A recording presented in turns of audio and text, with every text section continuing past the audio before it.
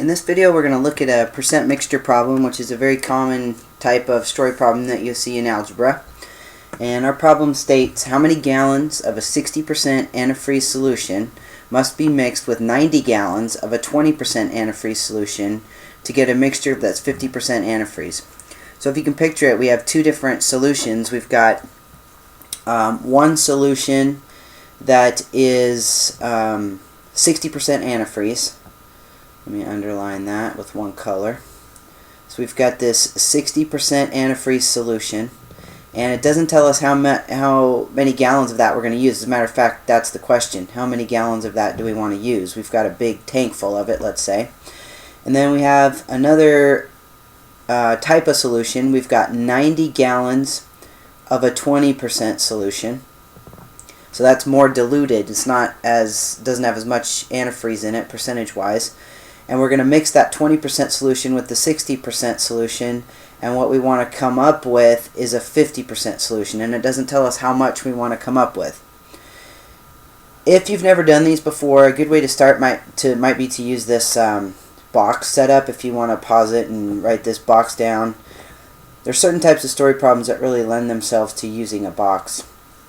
This upper left hand corner you don't use, and usually across the top is the formula.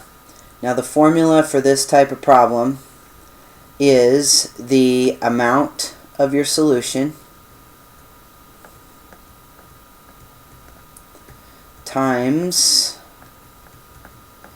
the percent of whatever you're doing. Sometimes it's acid, in this case it's antifreeze, percent of whatever is in the solution that you're concerned about. So in our case it's percent antifreeze.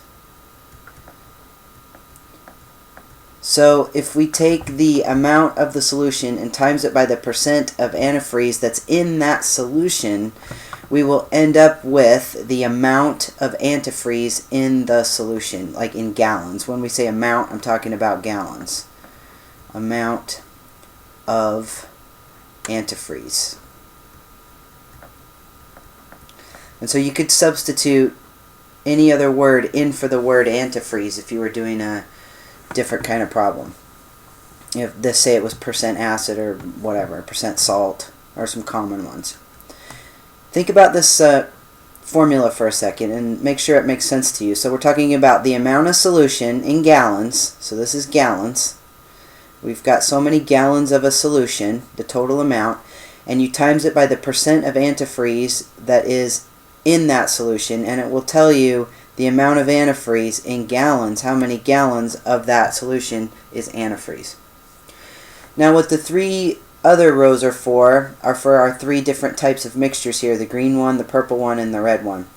So I will go ahead and use those colors to make it easy, and we'll just call this solution A, which is the green one, and we'll make the purple one solution B, and then the red one is our mix. And so we can fill in what we know. We know the percentages of all these. We know the percent of antifreeze in the green mix is 60%. I'm going to go ahead and write that as a decimal by moving the decimal two places, because when we write our equations, we're going to want to use those decimals. And actually, we don't need this 0 here, so let's take it out of there and just call it 0.6. When we move it over, that 0 doesn't do anything.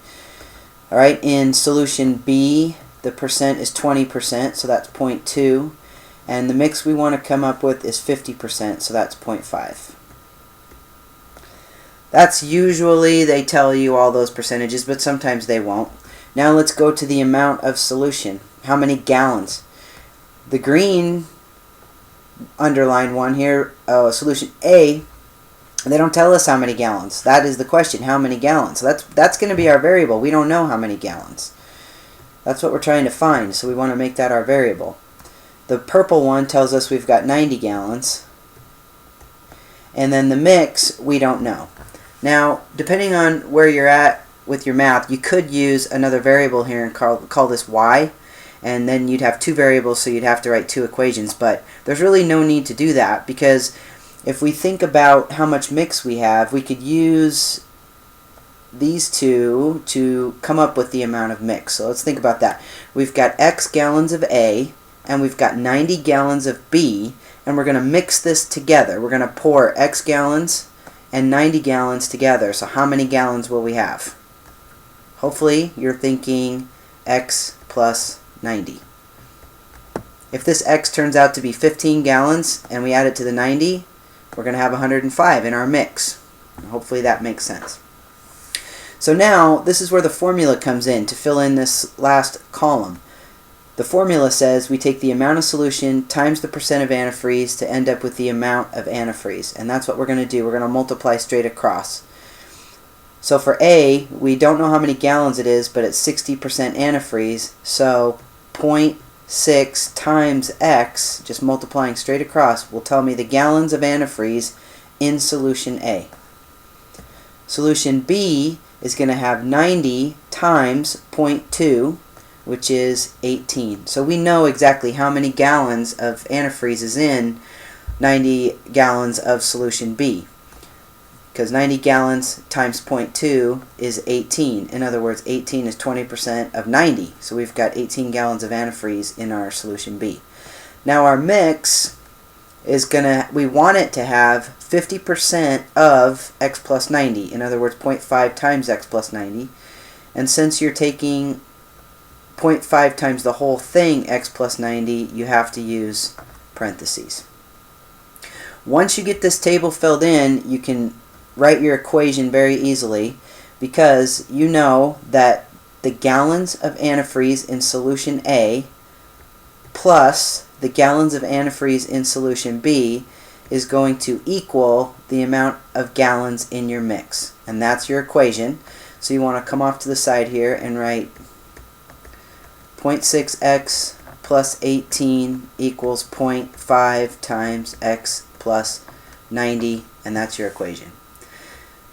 Most of the time, that's how this box is going to work. You're going to take this plus this to get this. Gallons of antifreeze solution A plus gallons of antifreeze solution B equals gallons of antifreeze in the mix. There are a couple exceptions you might want to watch out for if it's an evaporation problem. If the word evaporation is used, then this is going to be a minus situation, because you're taking water out, and the percent of antifreeze would be 0, because stuff would just be water would be evaporating, and in that case your percentage would be getting stronger. But if you're mixing two things together, then it's going to turn out to be an adding deal. This plus this equals that. Alright, let's solve this equation. That's all we have to do now. We've got our equation. This is the hardest part, is getting the equation. Once we have this set up, we can just solve for x. So step number 1, we want to simplify either side. The left-hand side can't be simplified at all because those are not like terms. On the right-hand side, I can distribute the 0.5 to get rid of the parentheses. So that gives me 0.6x plus 18 equals 0.5x plus 45. Now you want to make sure your x's are on the same side, which they're not. I've got 0.6x on the left-hand side and 0.5x on the right-hand side. So I need to subtract one of those terms from both sides. I could either minus 0.6x from both sides or minus 0.5x from both sides. I'm going to go ahead and minus 0.5x because that keeps my x term positive, which is usually a little nicer. Okay, so 0.6 take away 0.5 would be 0.1. X plus, bring down the plus 18. Those are gone. I got 45 left on the right-hand side. Now I need to get x by itself on the left, so I'm going to get rid of the 18 first by subtracting 18 from both sides. So that gives us 0.1 x equals 27. And then the last thing we need to do is divide both sides by 0.1. And there's an easy way to divide by 0.1. You can do that in your head. When you divide by 0.1, you just move the decimal over 1, so 27 becomes 270.